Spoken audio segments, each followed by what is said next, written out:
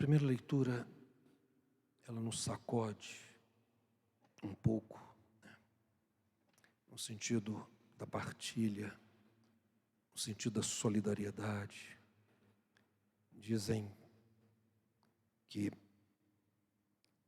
a solidariedade, desde o início da pandemia até agora, abaixou 70%. É muita coisa. E que não é porque as pessoas não têm para partilhar, porque talvez o nosso coração ele ficou um pouco mais endurecido, mais chateado, mais contrariado. E quando a tristeza se aninha no nosso coração, a nossa tendência é justamente essa, de nós nos fecharmos em nós mesmos, né? Nós somos convidados a deixar com que essa presença do vivente, do ressuscitado, possa abrir a nossa interioridade para uma ação mais solidária. Minha teologia eu fiz na década de 80 e nós tínhamos uma utopia que era muito bonito, que movia a nossa percepção da sociedade, que não era chamada terceira via, né? Não é nem capitalismo, nem comunismo, mas a solidariedade. Essa leitura que seria como que um ícone para nós, que não haviam necessitados entre eles, mas cada um podia viver de uma maneira digna como filhos e filhas de Deus, né? Os moradores de rua, na nossa cidade, e claro que no Brasil inteiro, né, cada vez aumentando mais, né, a dor, o sofrimento. Então peçamos a Deus essa graça que a segunda leitura traz para nós, que São João vem dizer deste amor. Quando ele, na comunidade de Patmos, ou na comunidade que ele conduzia como apóstolo, ele sempre dizia: Deus é amor. E um dia, uma pessoa chegou para ele e disse assim: João, a única coisa que você sabe dizer é que Deus é amor. Eu não sei falar outra coisa. Foi a resposta dele. Então, esse dia de hoje é esse dia da imensa misericórdia, meus irmãos. Deus é amor. O pecado é interessante, ele não tem jeito de voltar a não ser cometido. Já foi cometido. Então, para o pecado não existe, né, existe somente o perdão. Meu querido, minha querida, deixe-se perdoar. É necessário nós compreendermos que o amor, ele exige de nós, entre aspas, né, que nós nos deixemos amar. E se deixar amar é o mesmo que amar. Por incrível que isso possa parecer, mas a partir desse momento, onde que este amor inunda o seu coração, o meu coração, nós ficamos mais ternos, nós ficamos mais leves, a nossa relação, ela se torna uma relação muito mais saudável, né? Agora, quando nós deixamos de experimentar essa presença do Cristo ressuscitado e da infinita misericórdia dele, porque Jesus nunca falou de um Deus distante. Jesus nunca falou de um Deus carrasco, de um Deus cobrador.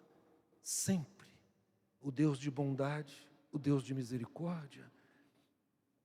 E nós precisamos de voltar a Jesus. Nós precisamos de deixar o Espírito que moveu Jesus possa também mover o nosso coração. A preocupação de Deus é o ser humano. A preocupação de Deus é você, meu irmão, na sua dor, no seu sofrimento, na sua dificuldade. é o Deus misericordioso, como o Papa vai dizer, o nome de Deus é misericórdia. Então, esse domingo, o nosso saudoso Santo Papa João Paulo II, colocou como o domingo da misericórdia. É claro que todo domingo e todo dia deve ser o dia da misericórdia, porque a misericórdia nasce das entranhas de Deus, não é apenas uma virtude de Deus, é uma realidade entranhável, é uma palavra feminina no hebraico, Hased, essa força misteriosa que move o coração de Deus, como eu disse no início, não apesar da nossa fragilidade, mas por causa da nossa fragilidade. Precisamos de um resgate novo. Precisamos de saber que Jesus, ele rompeu com o túmulo. Foi como o Big Bang dos cientistas, Quer dizer, esse Big Bang da ressurreição de Jesus, o túmulo não podia conter tanta vida e tanta misericórdia. Então, por isso, ó noite mais clara do que o dia, Jesus ressuscitou, está vivo no nosso meio.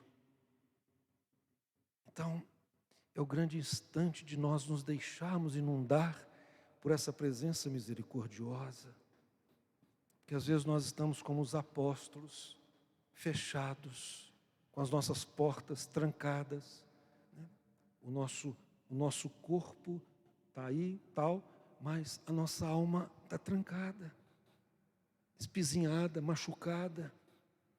Às vezes a gente vê, mas não enxerga.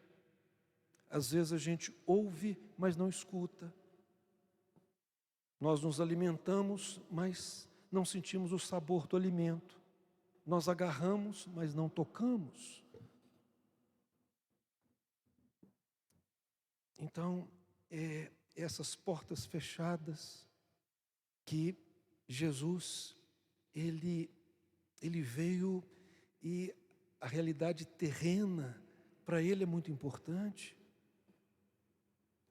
Quando ele mostra as suas feridas, é para dizer, olha, o crucificado é o ressuscitado, sou eu mesmo, a marca nas minhas mãos, nos meus pés e no meu lado.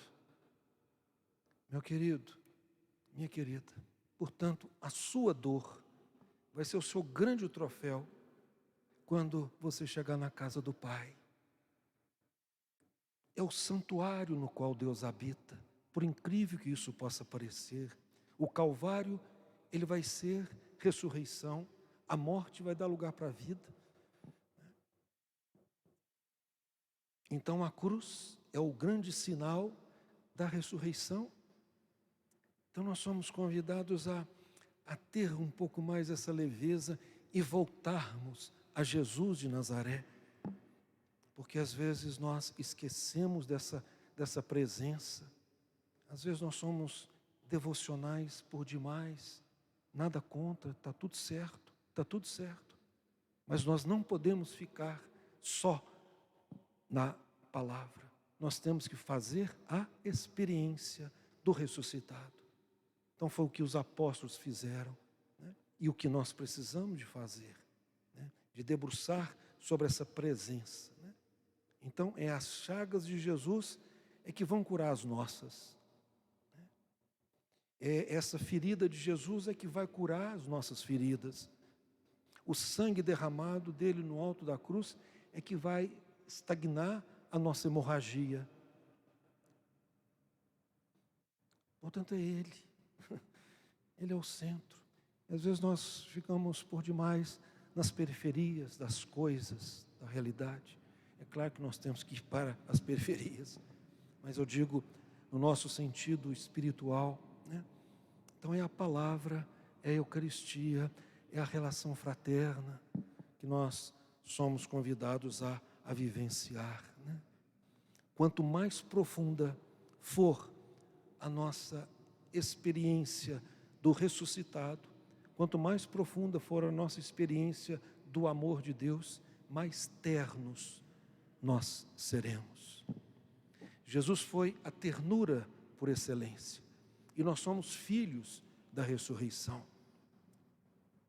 Então, a atenção de Jesus, a atenção com os surdos mudos, a atenção com os paralíticos, a atenção com as mulheres marginalizadas, a atenção com as crianças, a atenção, a ternura de Jesus. Então, essa realidade que nós acabamos de escutar, só palavras de ternura, porque a ressurreição é isso, a ressurreição é delicadeza, a ressurreição é bondade. Então, por isso que Jesus sopra, né? Como na criação do mundo, soprou nas narinas do ser humano, e o ser humano se tornou habitado pelo Espírito. E aqui Jesus faz a mesma coisa. Meu irmão, não fique olhando para trás. Nós recebemos nessa presença de Jesus ressuscitado a força para nós olharmos para frente. Nós estamos a caminho do abraço definitivo. Agora é a hora da luta. E a ressurreição só para a gente tentar entender um pouquinho, porque não é possível você explicar por palavras, porque é uma experiência. É mais ou menos como chegar hoje à noite, à meia-noite, não existe mais coronavírus, acabou, né? Então nós vamos sentir uma alegria muito grande. E a ressurreição multiplica isso a milésima experiência de alegria. Então acreditemos, apostemos nessa presença, né? Que Ele está conosco, vivo e presente. E vai dizer, né, quase que com um tom de um sopro, vai dizer o nome de Maria. Aquilo entrou no ouvido dela, escorregou para dentro do coração dela, a alegria dessa mulher. Ela não fala só Rabi, ela fala Rabone, quer dizer meu mestre, meu Senhor, né? E aí Jesus vai dizer para ela, olha, vá e diga para os meus irmãos que eu subo para o meu Pai e o vosso Pai, para o meu Deus e vosso Deus. Não teve cobrança nenhuma. Teve cobrança nenhuma. E depois essa delicadeza, olha, vamos perdoar os pecados. Isso não é o mais importante. Porque às vezes a gente coloca um peso imenso. Claro, evidente. Mas a partir do momento em que a claridade ela vai chegando dentro de nós, pouco a pouco, a nossa escuridão ela vai se tornando luz. Mas às vezes tem pessoas que ficam trazendo, arrastando um pecado lá não sei quando, lá da juventude ou lá da adolescência, e perde a grande chance de vivenciar essa alegria do ressuscitado. Assim como o Pai me enviou, olha, eu envio vocês. Isso tudo é gesto de profunda delicadeza, né? E Tomé é um pouco essa imagem da humanidade ferida, né? Essa humanidade que tem que tocar, tem que medir, tem que pesar, tem que ter o controle de tudo, né? Não tem um controle de absolutamente nada. Às vezes a gente cumprimenta as pessoas, como é que está tudo sob controle? Pura ilusão. Essa coronavírus veio para nos mostrar isso, que nada nós temos sob controle. Portanto, o abandono, a entrega, é claro que arregaçar as mangas e lutar por um mundo novo, por um mundo irmão. Ao mesmo tempo, a confiança plena, total, geral e restrita naquele que ressuscitou, naquele que o túmulo não pôde caber tanta vida. Então é nele que reside a última palavra, é nele que reside a nossa esperança. Então, meu querido, minha querida, muita luz aí para todos vocês, para todos nós nessa travessia difícil, né? Mas são as épocas, gripe espanhola, Primeira Guerra Mundial, Segunda Guerra Mundial, parte integrante da humanidade, que estamos a caminho nesse deserto, nessa noite escura, mas dentro de nós a luz do ressuscitado está viva. Nós podemos